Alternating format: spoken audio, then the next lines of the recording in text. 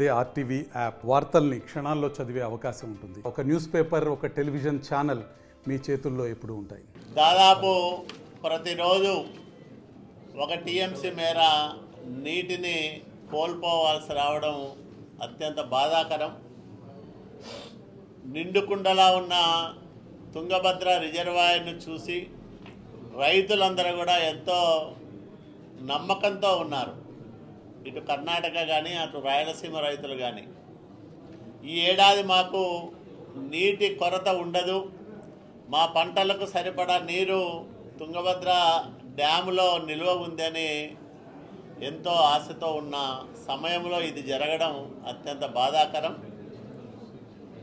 మరి ఇదంతా కూడా గత పాలకుల పాపం కారణంగానే, నిర్లక్ష్యం కారణంగానే, అట్లాగే రిజర్వాయరు గేట్లు వాటికున్న పటిష్టత, కన్నయ్య నాయుడు గారు నిపుణులు గతంలో చేసిన సూచనలు పరిగణలోకి తీసుకోకపోవడం, వీటన్నిటి కారణంగానే ఈరోజు మనం ఈ నష్టాన్ని చవిచూడాల్సి వచ్చిందని మేము భావిస్తూ ఉన్నాం. ఇదే సమయంలో ఆంధ్రప్రదేశ్ రాష్ట్ర ముఖ్యమంత్రి నారా చంద్రబాబు నాయుడు గారు తొలి క్షణం నుంచి ఈ విషయం తెలియంగానే ఒకవైపు జలవనరుల శాఖ మంత్రి నిమ్మల రామానాయుడు గారిని, అట్లాగే ఈ వ్యవస్థ పైన సంపూర్ణ అవగాహన ఉన్న ఆర్థిక శాఖ మంత్రి పయ్యావుల కేశవ్ గారిని, ఇద్దరినీ కూడా ఎంత ఖర్చు అయినా వెనకాడకుండా తక్షణం నీటిని నిలువ చేయడానికి, నీటి వృధాను అరికట్టడానికి ఏమేం మార్గాలు ఉన్నాయో అన్వేషించమని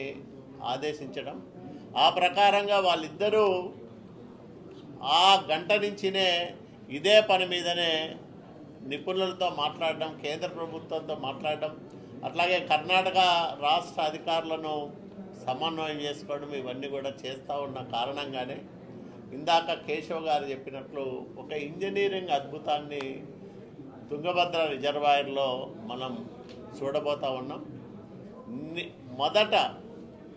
మొన్న మీరందరూ విన్నారు, డికే శివకుమార్ గారు వచ్చినప్పుడు కూడా నీటిని పూర్తిగా వదిలేసి, క్రస్ట్ లెవెల్ వరకు వదిలేసి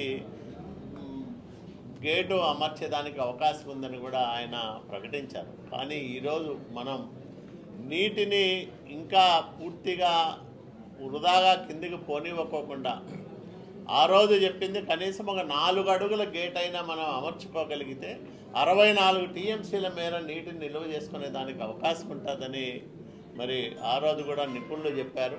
నేను అందరితో మాట్లాడినప్పుడు వాళ్ళు చెప్పిన సమాధానం ఇది. ఈరోజు ఇంకా ఎక్కువగా నీటిని నిల్వ చేసుకోగలిగితే, ఎందుకంటే జూలైలోనే తుంగభద్ర రిజర్వాయర్ నిండడం, మళ్ళీ వర్షాలు వస్తాయో లేదో అనే అనుమానం ఉంది. ఎందుకంటే సీజను మనకు చెప్పి రాదు, ఎప్పుడు వర్షం వస్తుందో చెప్పలేని పరిస్థితి. కాబట్టి ఉన్న నీటిని సాధ్యమైనంత వరకు సద్వినియోగం చేసుకునే దిశగా ఆంధ్రప్రదేశ్ రాష్ట్ర ప్రభుత్వం చంద్రబాబు నాయుడు గారి నాయకత్వంలో అన్ని రకాల ప్రయత్నాలు చేస్తూ ఉంది. అందరితోనూ సంప్రదింపులు జరిపి ఒక అద్భుతాన్ని సృష్టించేదానికి చంద్రబాబు నాయుడు గారు తన మేధస్సును, తనకున్న అనుభవాన్ని, అట్లాగే ఇంజనీరింగ్ నిపుణులతో వాళ్ళకున్న పరిజ్ఞానాన్ని ఉపయోగించుకొని తుంగభద్ర రిజర్వాయర్లో ఈ అద్భుతాన్ని చేయబోతా ఉన్నాం. తప్పకుండా మంచి ఫలితం రావాలని భగవంతుని కోరుకుంటా ఉన్నాం. మరిన్ని వీడియోస్ కోసం ఛానల్ ని సబ్స్క్రైబ్ చేయండి, లేటెస్ట్ అప్డేట్స్ కోసం వాట్సాప్ ఛానల్ ని ఫాలో చేయండి, అండ్ లింక్ డిస్క్రిప్షన్ లో ఉంది.